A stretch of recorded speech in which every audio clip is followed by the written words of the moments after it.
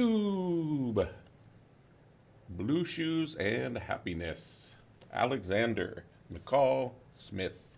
I'm so excited to introduce you to this wonderful mystery series if you've not discovered it before. The #1 ladies detective agency. He writes other series as well. He's from Botswana.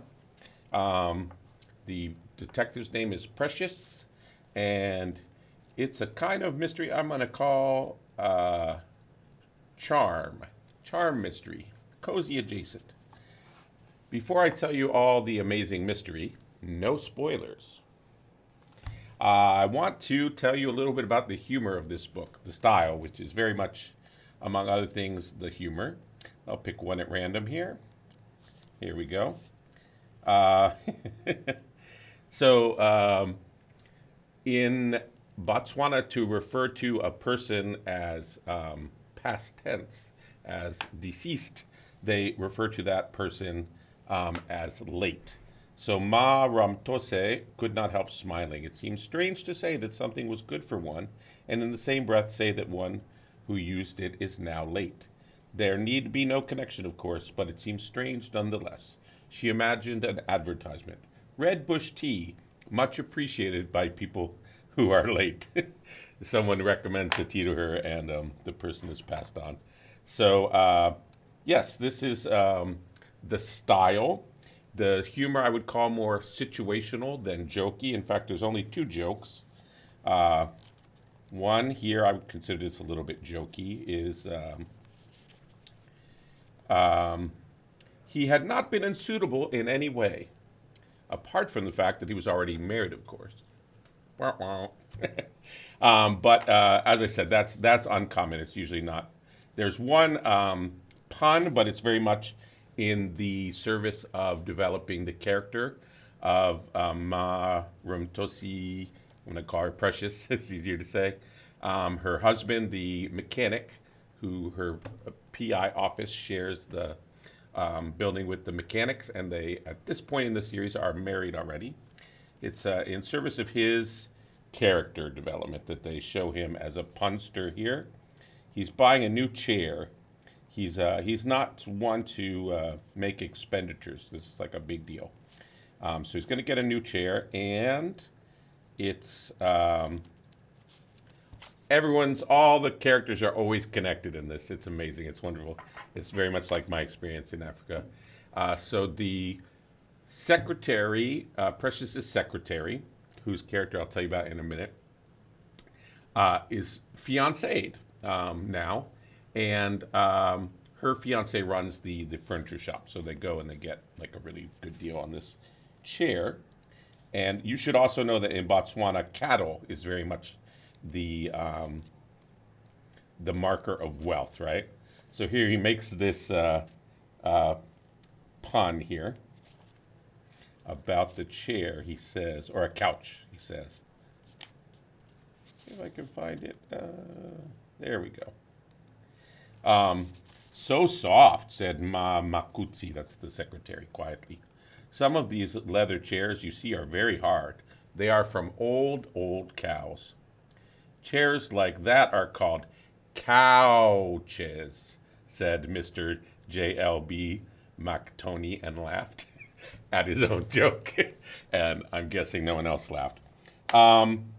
He is a charmer, a good man, an honorable mechanic. For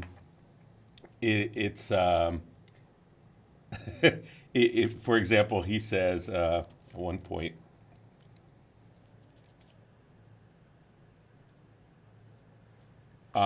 he's teasing his wife. His wife, Precious, the detective, Precious PI, loves to quote Mr. Seretse Kuman, the independence leader, and Seretse Kama, the independence leader, and Mr. Clovis Anderson, who wrote Principles in Private Detection. So here he's teasing her for quoting Mr. Seretse Kama. She says, "Do you think I invent his words, Bromtose says indignantly. Just because people are beginning to forget what he said, that doesn't mean that I've forgotten. And it's also said here that the secretary secretly thinks that the quotes are not always maybe quotes that she remembers or misquoted maybe. But nonetheless, this is showing the relationship to tradition and the changes that are happening in Botswana. We're going to see that as a theme that comes up in a lot of this. The apprentices, his apprentices are ne'er-do-well characters. At one point, there's a snake in the office. They're throwing wrenches all over the place. There's also a new character who's helping out in the garage, but he's also being brought into the PI side, and so he's doing like some snooping around and recalling being chased off with the broom as he was trying to do a little detecting. This is very much a scene I remember from my time in the village in Kiro, in Mali, chasing the kids off with the broom. What else? Oh yeah, here's an example of the earnestness of Mister of the mechanic. He wants to write to the Chamber of Commerce to suggest that they stagger paydays because the bank is always, the line of the bank is always crazy on payday. It's really not a bad idea, but just this earnestness of feeling that one could just make this sort of change. One could just write to the Chamber of Commerce, and perhaps it's true in Botswana, and that's the beauty. Let's see, what else can we say? Let's talk a little bit about the secretary. So the big symbol with her is the shoes. She loves the shoes. She's a super practical person, again, not frivolous at all. Her biggest joy in life is that she got a 97%, the highest grade that's ever been had at the Secretarial College. Oh, that's a funny scene, too. The theme of the Secretarial College is be accurate, but it's misspelled with only one C. But Mom, what's her name? Totsi? No, that's the detective. Anyway, I'm going to call her the secretary. The secretary, she loves shoes, so she buys these new shoes. She wears them once. They're like they can't fit. This is like a beautiful symbol, I think, of she got the flat sort of traditional Botswana foot of having spent a fair amount of time barefoot, and she tries to. And arguably, these crazy women's shoes don't fit any human being with human feet, right? So, but it's a beautiful symbol, I think, of like, the modern state as opposed to traditional clothing, traditional shoes that make sense. The symbols of progress and commercialism and globalism. The influence of the West of Europe, England. All of that I think is great. There's a hilarious whole scene going on between her and her nervous fiance who owns the furniture store. He wants to find out if she's a feminist.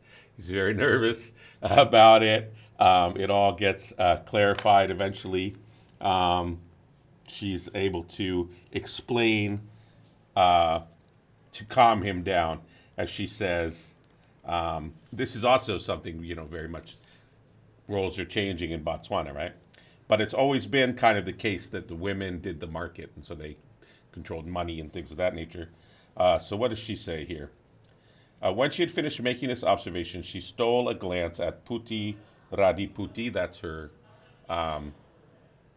fiance. So there are a fair number of people of Indian descent who live in East Southern Africa. So Puti Radiputi, and then looked down at her shoes. It was almost as if she expected the shoes to contradict her. At various points, she's talking to these shoes, to reproach her for this sudden departure from the view that she had always held that women made the really important decisions for men, subtly and without letting them know. So that's her. And now let's get to our detective. Precious is traditionally built. I'm going to read you a tiny, not long, but a slightly longer snippet here. It's a little scene. And says, being a detective is different from being a mechanic, said Madame Ramatosi. You can be a detective without formal qualifications. There's no detective school, as far as I know. I do not think that Mr. Sherlock Holmes went to a detective school. Who is this Ra Holmes? Asked Motoleli. He was a very famous detective, said Ma Ramotzi. Ramotswe. Why can't I say that? I should have practiced. Ma Ramotswe. Let's call her full name from now on, respectfully.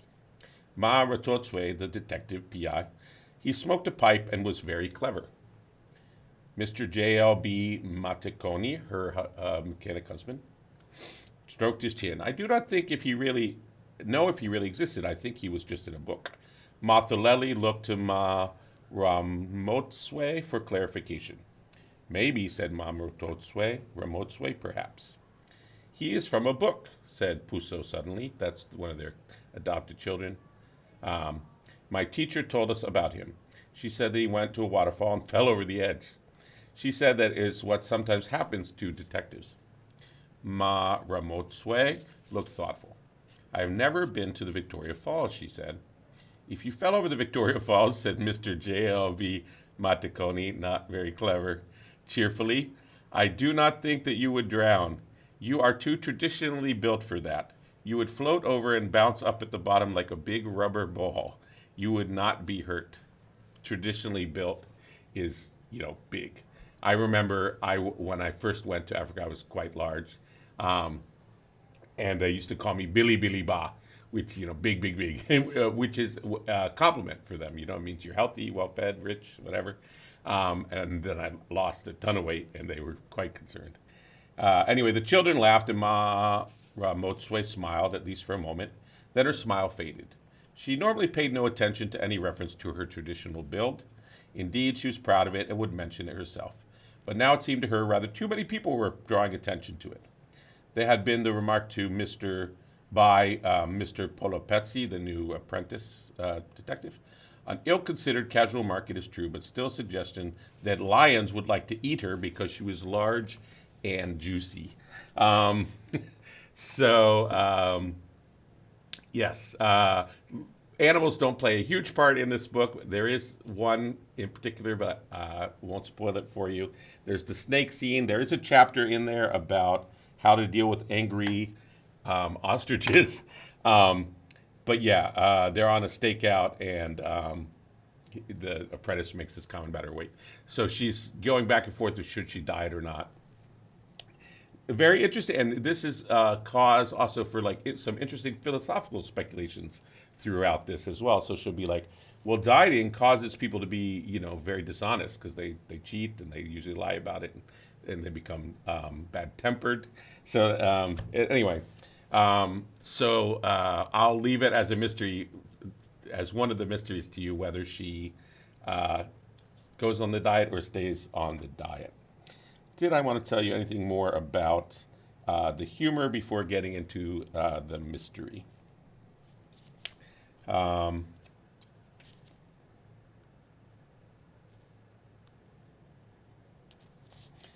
think that's pretty much everything I had to say about the humor. Hopefully I got across this charming style. There's also it's related very much. It leads to the it's connected to the mystery. So it's very important in a lot of traditional cultures to not be very confrontational. And a lot of problems, conflicts are resolved a lot through intermediaries, patiently and with quiet words. To give you an example of this, let me give you the example of the bull. And this is also, I think, the style. It's not elliptical, but it's very non-confrontational. I don't know there's probably a better word for that. But let me tell you the scene about the bull, right? So after they left the shop, Ramamotswe made amends and told Ma Makutsi, this after they leave the shoe shop. And, Marutosi is trying to be very diplomatic about what she thinks of these impractical shoes. So they leave the shop, and she thought the blue shoes very beautiful. There was no point in disproving of a purchase once the deed had been done. She remembered learning this lesson from her father, the late Obed Ramotswe, about whom she thought every day, yes, every day, and who had been, she believed, one of the finest men in Botswana. He had been asked for his view of a bull which a man in Mochudi had bought, and although he had already confided in Precious that the bull would not be good for the herd, too lazy, he had said, a bull who would often say to the cows that he was too tired, although that was his view. He had not said that to the new owner. That is a bull who will give you no trouble. So you see, very diplomatic, and that's how this detective agency runs. Very diplomatic resolutions to this swath of problems that Botswana is experiencing, from small to large. And there's often a feeling among people when they interact with some traditional African cultures that there can be a lot of directness. You're Billy Billy Pa, you're a huge man. Oh, by the way, I'm not going to say they're colorblind, but one of them said, "Are you Mike Tyson?" I mean, in all earnestness, thought I was Mike Tyson. So anyway, there's that directness, but those are about things that are not conflictual for them. But in things where there's conflict, they're quite careful. So let me tell you a bunch of the mysteries that the agency is dealing with, and I'm not going to spoil any of them for you, and we'll end with that. So it's everything from a bankruptcy case, possible fraud, to a dirty doctor. Is he dirty? There's an agony aunt. You would call that Dear Abby in the States. These people who give advice columns. There's a cattle theft. There's also the smallest case of all, where someone's just stealing meals for her husband in this canteen. Actually, is can become the axis for a lot of the bigger mysteries to revolve around. There are doctor twins at one case mentioned. There's one death in there, but it's not a human. Don't worry. So you might say the stakes are low, but I love that about this. Most of his books are that way, because you only ever hear about tragedy and doom and gloom about Africa. But these books, you really live with these people in their daily lives, are not tragic. They're quite wonderful in many ways, and they experience them for the most part with humor and ease and good camaraderie. And even these problems, they are sort of everyday problems that you could get just about anywhere.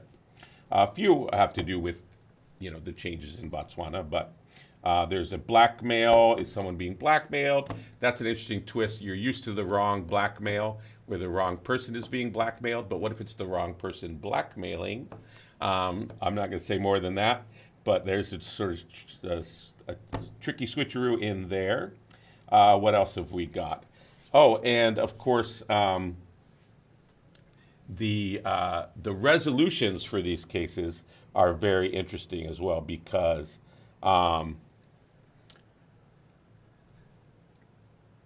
not in all cases does she manage to achieve some sort of retributive justice or something like that. But there are some cases, I would say this, there are some cases where the outcome for the perpetrators are not as severe as a lot of a lot of European mysteries, like to hand out to their victims, right? I mean, Grimm plucks out the stepsister's eyes as the birds pluck out the eyes, right? In these cases, there's a lot more distributive justice, creative solutions for people, for conflict, ending conflicts. Not always. And this one is actually quite rare in that there is a confrontation scene, but it's not like like trying to force the confession out of the person. we know who's guilty, but she does use a bluff. That's usually used to like make the person confess. Well, everyone knows who's guilty, but there is a bluff involved, and that's to help achieve a resolution, a certain resolution. Um, there is a curse around which there's silence. Nobody wants to talk.